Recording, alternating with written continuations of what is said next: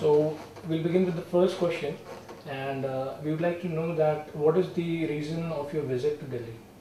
Well, I come here in the context of a petition which I have filed in the Supreme Court against UIDAI and others in charge of this project. Okay, and could you please tell us what is the exact reason that you filed a petition against the UID in the Supreme Court? Well, there are many reasons. One is I have approached the court as a last resort after having failed to convince the people in government who are pushing this program to stop doing it. Okay. Primarily because it's neither legal nor is it beneficial in any way. I believe it is not beneficial in any way. It will not achieve the aims which it claims it will achieve. At the same time, it can do a lot of harm. Okay, and so you're saying that it can do a lot of harms. In regards to that, could you please throw a little light on that, as in reference to what are the major drawbacks that you see that this program has, and if you could just emphasize a little on one or two loopholes which you consider are the major loopholes as far as UID is concerned. Okay. First of all, before coming to drawbacks, I'll dismiss the drawbacks in one sentence and we could elaborate on that. All right. Basically, it's impractical. It cannot work, and it has not worked anywhere in the world. It cannot work. Let's look at the so-called benefits. And primarily I'm concerned with those benefits, whether they are likely to happen, whether they are achievable. So first thing is, if you ask the UIDAI as to why they are doing this, their website itself says that they are planning to give an identity to those who do not have an identity. Right. But that seems deceitful to me, because in the application form for enrollment, they ask for any of 14 other identities and proof of address. In other words, all that they are doing, they are not actually giving anybody an identity, but they are taking any one of the 14 identities and asking you for proof of address, and then they are taking your biometrics and tagging it to a number. So there is a lot of difference between taking an identity and giving an identity. For example, if I give my pen to somebody, it's for that person's use. If I take it, it's for my use. So if I give somebody an identity, it's for that person's use. And if I take that person's identity and put it into a database and give it a number, then it's for my use, the person who owns and controls the database. Now, UIDAI in the NIA bill says that it will own the database. So all the identities, yours, mine, everybody else's, which they're taking, is primarily for their use. Secondly, if I show you my passport or my PAN card or my driving license, you can readily identify me as the person in that document. Because that document could be forged, could be bad, could be right, it could be wrong. But if I give you my UID number, you cannot identify me. Right. If I give you my fingerprints or my iris, you cannot still identify me. The identification, I have to identify it for you by somebody else. That somebody is the database administrator. So this is the difference between giving and taking identity. So the major drawback in this is, one, basically it will not achieve any of the purposes which they say. First of all, starting with identity itself. They're not giving identities, they're taking identities. Okay. Secondly, you look at any scheme, and the typical one which will affect people like you and me who are middle class is LPG. Right. Now they claim that LPG, if the money is the subsidy, which is around say 800 rupees, 700 or 800 rupees, if it's transferred to your bank account, the leakages will disappear, the leakage of the subsidy.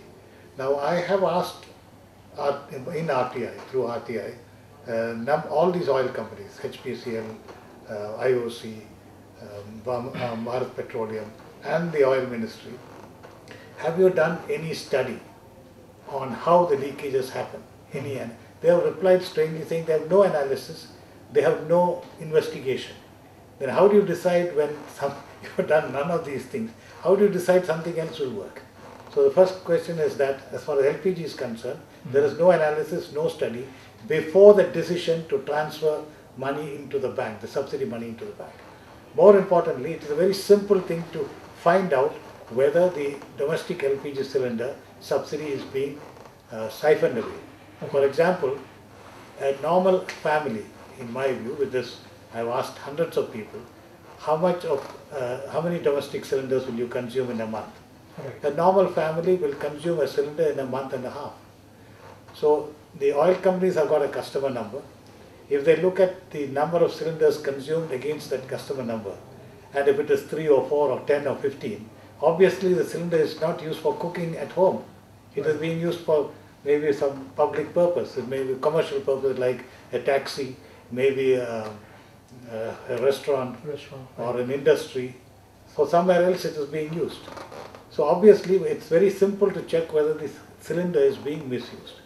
Thirdly, if the government transfers the subsidy money into my bank, it still does not prevent my cylinder being used for some other purpose. Right. So it's the consumption pattern, not the money which is transferred into the bank, not the identity of the customer, but the use of the cylinder which is causing the leakage. Now, as I walked through the portals of the Supreme Court, I saw in the canteen there the domestic LPG cylinders being used. And then I went back to Bangalore, I saw an electricity board canteen, the domestic cylinders used. So I wrote an RTI query and asked the oil companies, how many domestic cylinders are being used by public sector and government canteens? Okay. And strangely they gave me a reply that there is a special category called non-exempt domestic category. And these come under that category. Okay. So that is a huge use of subsidies. Subsidies are going to public sector canteens, which is meant for individuals. And then I asked them another query, who exempted them? When was the exemption done? Did they apply for the exemption? What is the rationale for the exemption? So far I have not got any answers.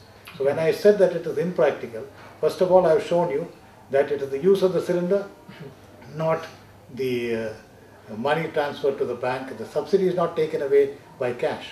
And in fact, the subsidy is given to the oil company. And the oil companies are public sector companies. It's not individuals taking away the money. Right. So it is ridiculous for the government to say the subsidies are being leaked. Say if the oil company says we have sold 3 million cylinders, the oil company, Bharat Petroleum or whatever it is, will get that money in their bank. Right. So the subsidy is not going away, it's going to the government. So this so-called use of stopping leakages in LPG is the most stupid thing I can think of. But what makes me wonder is, the people who push for that, they are as intelligent as you or me. In fact, more intelligent. So obviously they know the answers, and therefore my inference is that the use of this UID for transferring money, subsidy money into individuals' bank accounts is a silly idea. Right. And thirdly, to transfer money you don't need a UID number. If I link my customer number to a bank account, you can still transfer the money. So why a UID number? They are just setting up a database and finding some ostensible uses for that. The whole thing is a bluff, and this bluff will be called. Right. Thank you so much for explaining it in detail. Yeah. Now that you've mentioned that you've already, in regards to all these things that you've mentioned right now, you've put up several questions for which you have received none answers so far. So the last question that I'd like to ask from you, that now that you've already filed a petition against the UID in the Supreme Court, how exactly do you see the future of this petition and see the future of Aadhar card? See, one cannot discuss or predict the petition in a court. That's a judicial process. It's up to the learned judges to decide whether there is an illegality or not. Because the court and the judicial process looks not at what I am saying, but at the legality or the illegality, the constitutionality or the unconstitutionality of these programs. Also, I believe that there is a thing called the rule of law, where the authorities are supposed to work within the framework of the law, which means that when they do something, there should be a rationale. Right. If there's no rationale, for example, for this LPG subsidy being transferred to the bank account, and money is being wasted in setting up this project, then naturally it's a waste of public money being spent on a whim or fancy. So that way I believe it's wrong, that's why I've gone to the court. As far as the project itself is concerned, it can never work. It is totally impractical because human beings are dynamic, they move around, they are born, they die, they become sick, they use LPG, they may not use LPG, they get jobs, they lose jobs, and you can't keep on in real time capturing all this data.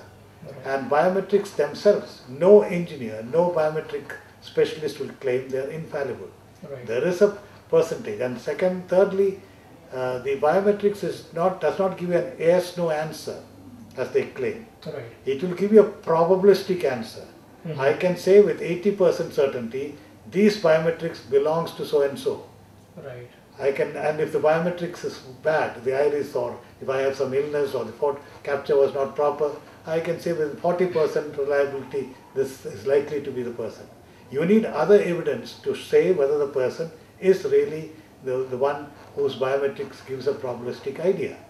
So there's no yes, no answer. Okay. And there are a whole lot of lies and deceit in this project, which is why I am before the court. All right.